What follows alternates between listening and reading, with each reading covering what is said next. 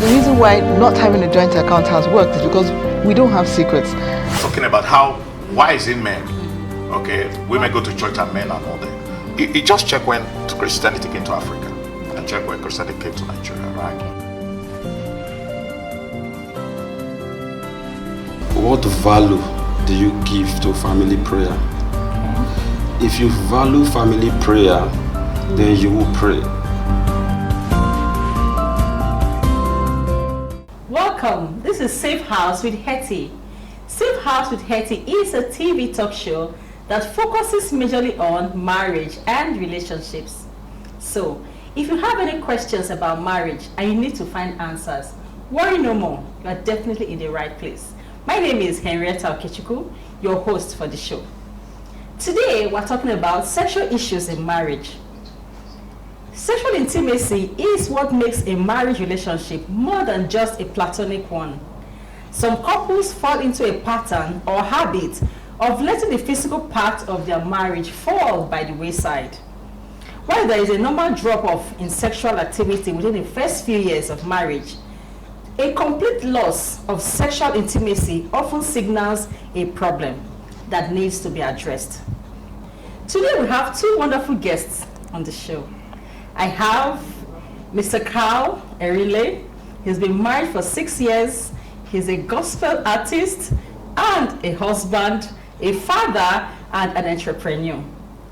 He is a relationship counselor of the highest order. He's been married and he's been practicing for close to 15 years. Meet Mr. Carl Erile. Thank you. Good to be back. I have also a social worker. She works with Abuja Municipal Area Council in the Social Welfare Office. She is a member of the National Association of Social Workers, NASO, FCT chapter. She has a lot of experience in social work. Meet Ms. Adams Rekia. Thank you for having me. You're welcome, ma'am. Today, we're talking about sexual issues in marriage. What does it mean to have issues about sex in marriage? Please, Ms. Rekia, talk to us. Sex, I would like to start first and foremost to tell you that sex is an act of copulation between a man and a woman. Now, when it is done in a setting where there's a husband and a wife, is sex in marriage. Now, sexual, when you use the word sexual, is a lot deeper than that. Now, for me, I would define sexual as a complete picture, a complete, the whole thing together. From the time when you begin to woo your wife, maybe you have it in mind to probably have sex or make love to her in the night. You start from morning to begin to ask her, honey, did you sleep well? From the time you send her flowers in the afternoon, you know, till the time when you get in bed, the foreplay, and then the cuddling after the whole thing is done, everything, total package. From morning till night. You know, there's a proverb that says, a Friday, weekend that will be good, you start to know it from Wednesday. Wednesday, yes. So if you want to have a good time at night, you start from morning when you wake to up. Build up. You know, when you are in the football matches, before the match, there's something called build up.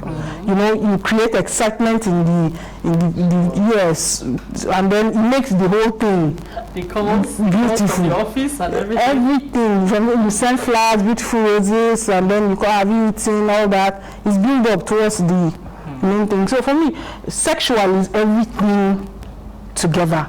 Now, I want you to know that God created everything and it was good, including sex that is enjoyed between a man and his wife. It was good. So it is meant to be enjoyed. Now, if for any reason that enjoyment is not achieved, there's an issue. Now, identifying that issue and looking for ways to work, to attend to it, ways to make it go away. That's providing solution to sexual issues. And you know, sometimes, like my boss in the office will say, sex is a form of worship on its own, because it was made by God and it is beautiful. So when done properly between a man and a wife, it's a form of worship. You know, it's a form, and then it provides satisfaction to both the man and the woman. Wonderful. That is when it is done properly in marriage. So certain things actually causes issues in sexual life. A lot of it. So we'll come back to that. Mr. Carl, what's the difference between a normal sexless life and when there is a marriage and sexual issue? Okay. A sexless marriage is a marriage where the couple do not have sex at all. They each have, independent lives. They live, but when it comes to intimacy, they don't go there. There are several reasons why this may be. Their marriage may be a contract. Sometimes you have a business decision. I need to get a US passport. I need you to marry me so that I can get this contract because I need a US passport for this contract. And that's the reason why they get married. Okay. So the lines are it's clearly spelled out. But more often than not, a sexless marriage is because there's a breakdown of something integral in the marriage. Let's look at it one more time. I'm talking about a real marriage situation, not contract now. A real marriage situation whereby maybe they've been married for a few years and they don't have issues. They don't have any problems. They just like sex maybe any other day. It's not a problem for them. A normal life where you don't have sex as regularly as you should. Yes. So when you don't have a sexless marriage is where there is no sex. If there's sex at all, then it's not sexless. It's sexless. So that's one thing. A sexless marriage is in all cases it's not healthy, because the Bible says that the husband's wife belongs to the body in 1 Corinthians 7, and the wife's body belongs to the husband. The Bible says marriage is honorable in all things, and the bed also. So the bed is a very integral part of the marriage. So just like she said, in fact, I heard a preacher say that the word hymen and the word hymn come from the same root word.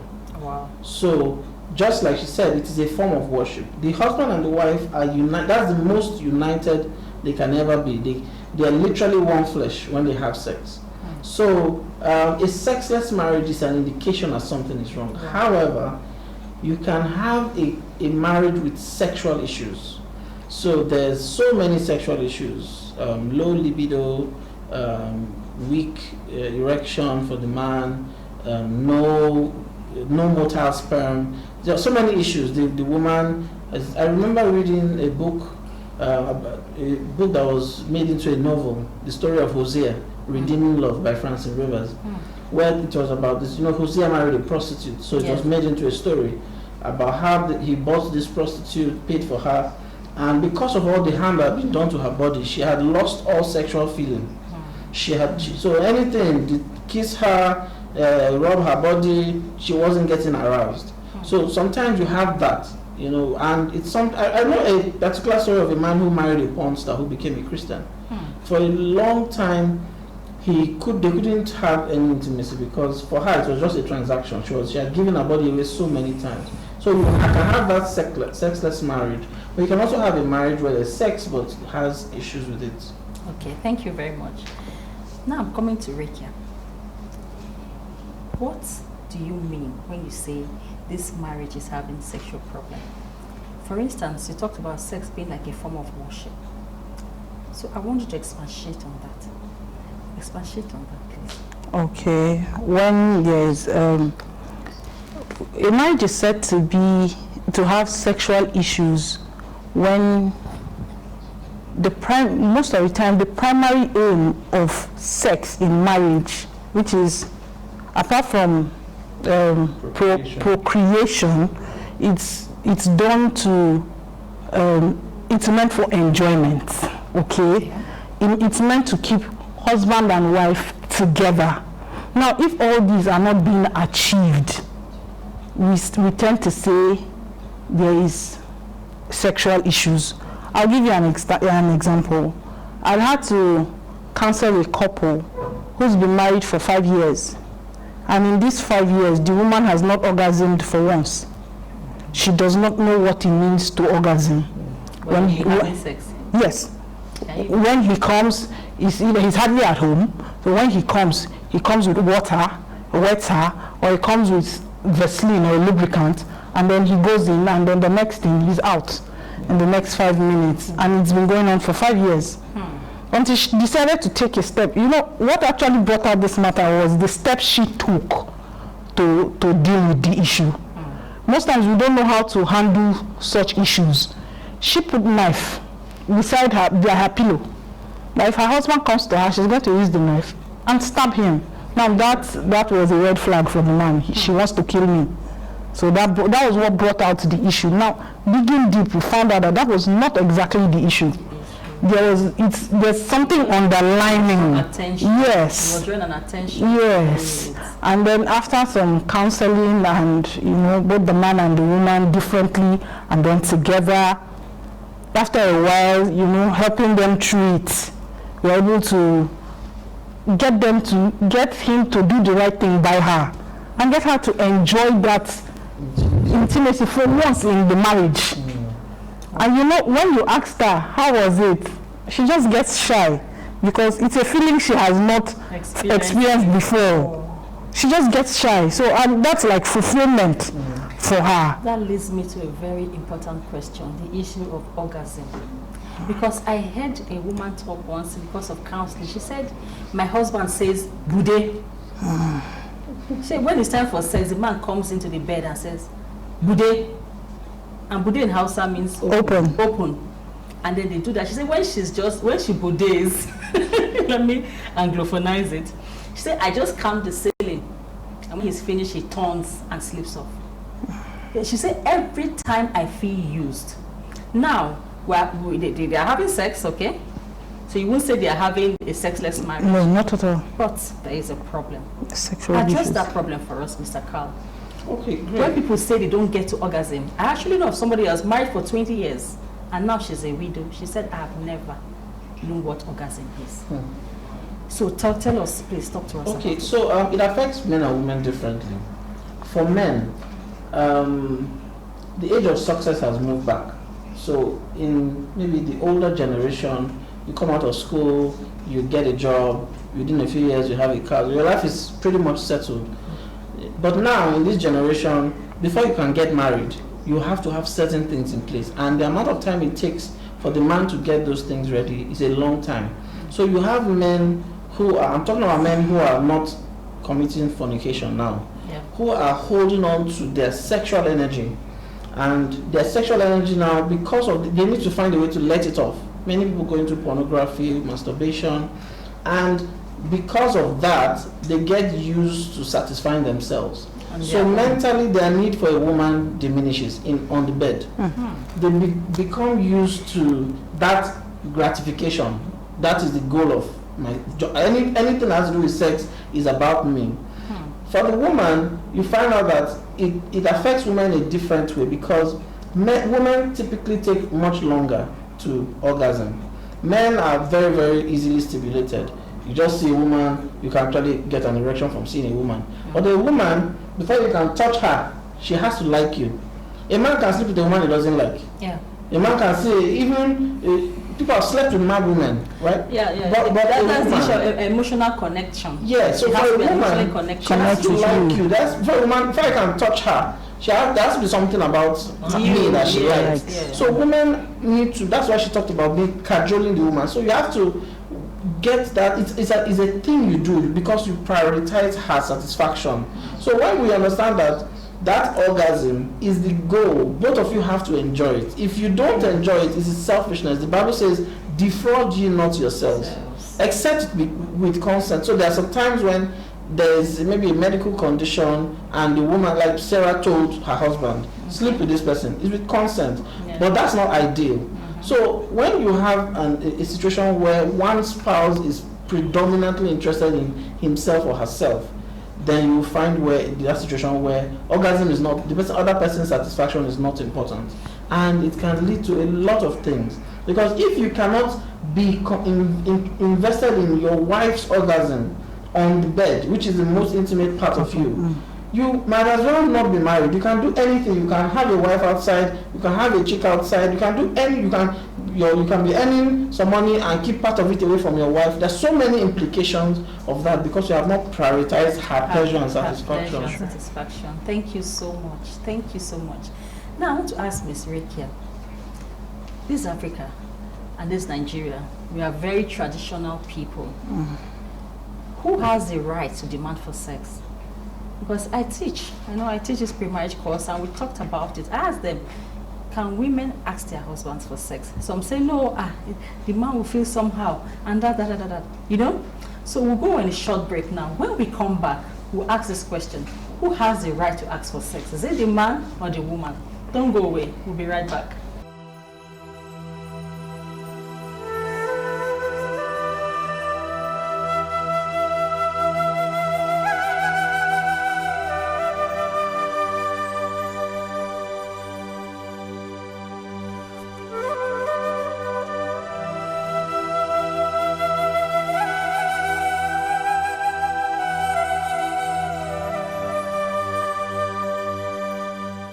The family is the heartbeat of the world.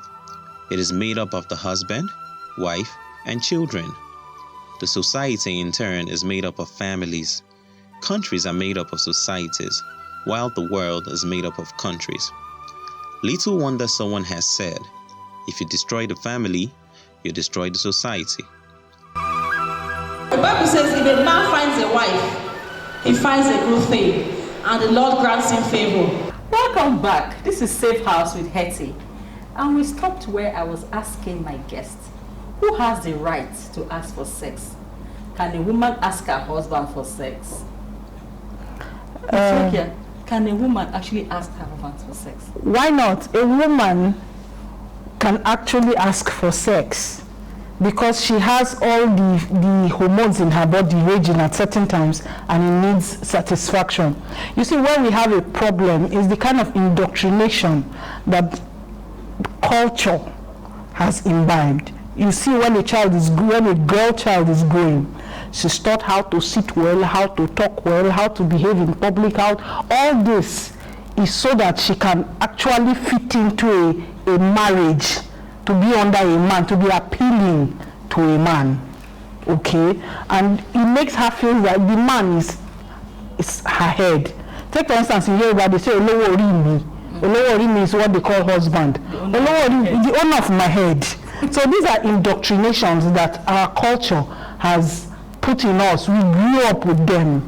You know, we met our parents like that, they trained us like that, and now it's stuck in our psychic. Yes. Okay, but you see, globalization now is trying to turn everything around gradually, and women are becoming much more aware of their needs, okay? And now they are beginning to step up. A woman can also ask for sex. Okay, you've been at home alone all day, probably with your kid or kids, and then it's been a boring day. And your husband comes back from work probably at 7, you serve lunch, dinner, you know, he has his bath, and this alone time with your husband, where you sit together to review everything that happened during the day, you know, where you have to talk and all that. All these are built up to it. Sometimes women don't actually say, I want to do this, but they give you sign. You know, they give you sign. You know, you're like, come rub your hair, oh honey. You know, she begins to send you signals, and these are signals that as a man you should be able to pick. Because women are much more reserved. My principal in secondary school will always tell us that a woman is seen before she's heard, which means a woman is supposed to be, you know, quiet. Yes, and then everything you do, it shouldn't be pronounced, it shouldn't be loud. So you want to just send the signal, and then the man should pick it, and everything moves on from there. Thank you so much, Rika. Now, Mr. Carl, can a woman ask for sex? I want to be a man, an African man. Because what I've seen in the course of my counseling sessions, the women say they can't ask. In fact, there was a time I had to, a lady came for counseling and we talked. After talking, she said, I've never enjoyed sex. And then I told her, do this, do this, do this, tell your husband to do this. She said, he will say I'm now a prostitute. Do you understand? So I told her, no, go and tell her that doctor's wife sent you to do this, so you are not a prostitute. Do you understand me? So tell me, how can we address these men who feel women shouldn't ask for sex? Yeah, so in the Bible, there are several incidences where women took initiative. The Bible says there's going to come a time when 7 women will hold on to a man and say, we want you to marry us. We feed ourselves, we clothe ourselves. Exactly. Once wanted to have a child. They made the first move.